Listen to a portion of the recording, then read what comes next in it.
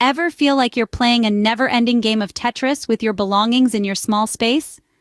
It's a common issue for those of us who dwell in petite apartments or tiny houses. The challenges are manifold: a lack of storage, a surplus of clutter, and that ever-present difficulty of locating items when you need them. Living in a small space often feels like a juggling act, with every item demanding its own slice of your precious square footage. And let's not forget the mental clutter that comes with physical clutter, the constant nagging awareness of things being out of place. Yet despite these challenges, small spaces also offer unique opportunities. They encourage us to prioritize, to discern what truly matters to us. They push us towards decluttering and space optimization, crucial practices that can make even the coziest of corners more comfortable and functional. But fear not, with the right strategies, even the tiniest of spaces can be transformed into a serene and organized haven. The first step to reclaiming your small space is decluttering. But what does decluttering really mean?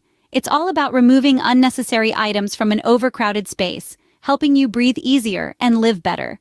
It's about simplifying, organizing, and harmonizing your living environment.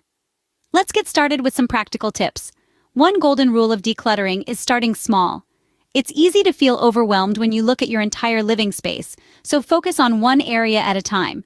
It could be a drawer, a shelf, or a corner of your room. Small victories can lead to big ones, so don't underestimate the power of starting small. Next, as you declutter, create 3 piles: keep, donate, and discard. The keep pile is for items that you regularly use or that bring you joy.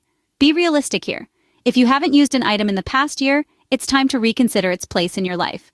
The donate pile is for items that are still in good condition but no longer serve you. They could be clothes, books, or kitchenware.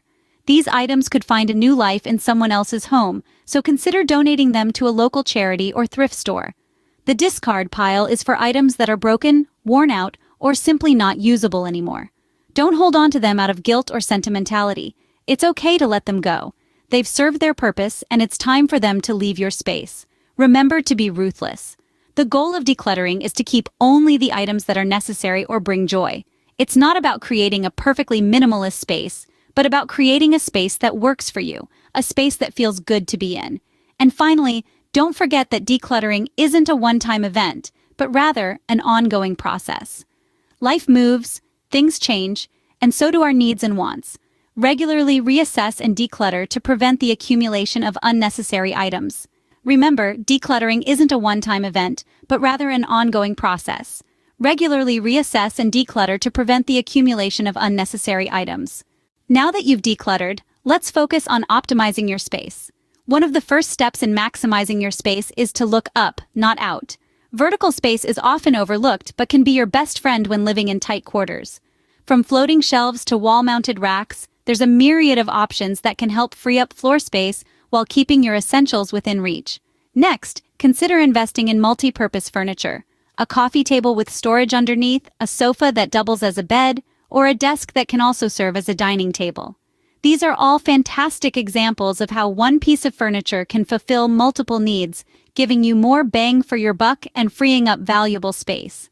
Lastly, let's talk about storage solutions. Sneaky storage spots can be found in areas you might not have considered before.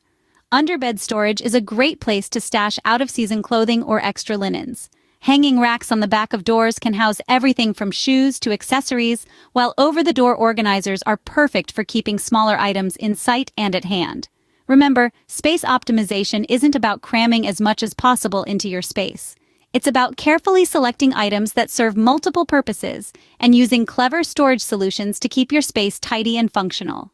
With these space optimization strategies, your small space can feel much larger and more functional. Small spaces present unique challenges, but with the right approach, they can be cozy, comfortable, and clutter-free.